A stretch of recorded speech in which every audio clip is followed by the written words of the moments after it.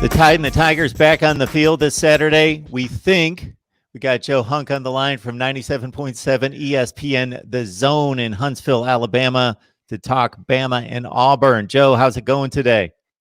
Oh, it is going fantastic, man. It's finally about 50 degrees in Huntsville, and it's starting to feel a little bit like winter and fall. So I'm extremely excited. I'm glad that you threw the maybe in because we still have no idea if either of these games are going to take place. We're more inclined to say that Alabama Kentucky is going to happen this weekend.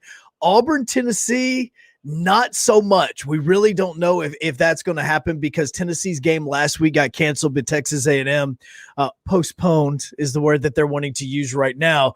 That has to do more with what was happening with Texas A&M and with Auburn spin it around. Their game with Mississippi State was postponed. That had more to do with the Bulldogs, but then Auburn came back with about 9 positive tests themselves. So we're going to be going through the week, and we believe these two teams are playing Saturday night. But right now, anything can happen in the course of the next couple of days with the way COVID testing's happening. Nobody wants what's going on in 2020. We don't want this in 2021. Make no mistake about it. But there's an element of this as fans that's kind of fun. That's kind of fun. Follow me along here, just in regards to the wild card portion of this. So the Big Ten and the Pac-12 announced, because they got behind the 8 ball in regards to trying to cram in all these games in fewer weeks, that on championship weekend, they are going to play a full schedule of games in which we're not going to know what those games are until the weekend before, because it's based on seeding. And now the SEC, with the recent cancellations of the last couple of weeks, is talking about loading up a championship weekend in which we not only have the SEC title game, we've got other teams playing. And I think that's kind of cool that we've got kind of a build up to the SEC championship game and the other conference championship games with the rest of the conference playing games. Well, with the way that college football is going right now, you're going to see a lot of shuffling. We actually kind of thought that maybe some of that shuffling would happen this week, and in Alabama, or I should say Auburn and Tennessee, weren't going to be playing each other, and that the SEC was going to shuffle that around. Now it's looking like, that could happen for, say, Auburn, for instance. That makeup game that they have with Mississippi State could be happening on SEC championship weekend. With Alabama, it's a little bit different because we all kind of assume that unless like the entire starting 11 on the offense goes down with an injury or sickness and COVID testing, that they're going to be playing Florida in the SEC championship. So what's going to be more interesting for them is going to be that December 12th set of games, if that is actually going to be the week that they play LSU instead of the scheduled games that they have right now. So it could be fun because you could actually see better football as the season is going along. And I think that personally, people want to put an asterisk beside this season, or they want to, contradict what is all taking place. To me, whoever the SEC champion is this year, they're more deserving of an SEC championship ring and the accolades that come with it, because they had to go through 10 SEC teams, not just 8, and then add in the SEC championship, that'd be 11.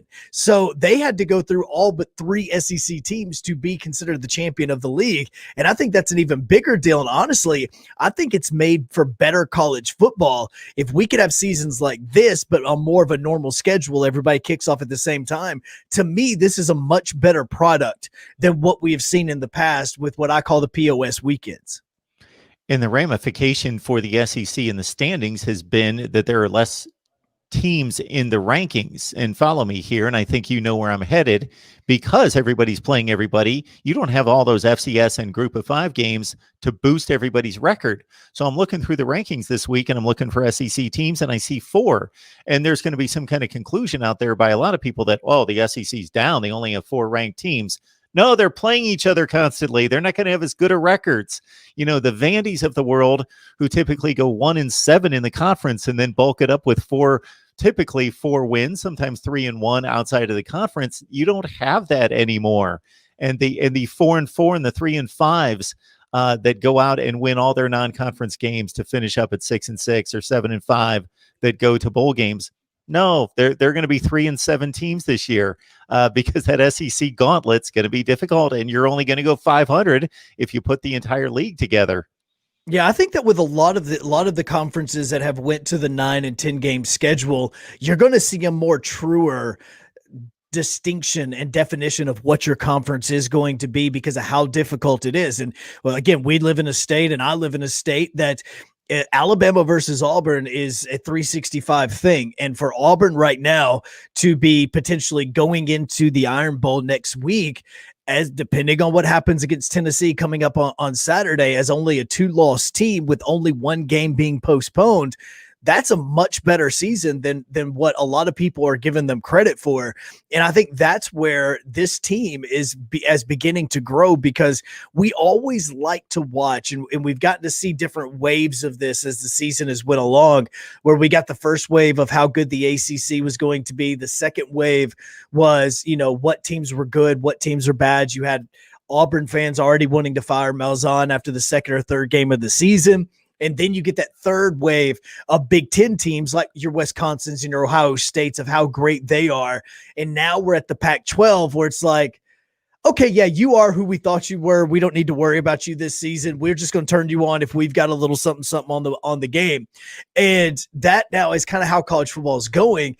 And I think that by the end of it, a lot of the things that we thought at the very beginning of the season is we're going to find out is wrong, because we didn't know much about Florida. We thought Kyle Trask was going to be a good quarterback. We didn't know that he was going to have an elite season like he is currently having. We thought that Mac Jones was going to be a good quarterback. We didn't think that he was going to have a Heisman winning potential season that he is at this point in time.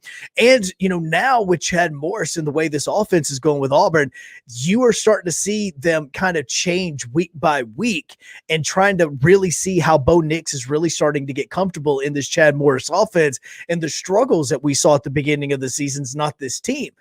Arkansas, Auburn struggled against them at the beginning of the season. Come to find out, they're a very scrappy football team, and they're a lot more difficult than what we gave them credit for back in September and August, because we said this team is made up of a bunch of kids that honestly may not beat some of the high schools in Arkansas, and look how good they've played.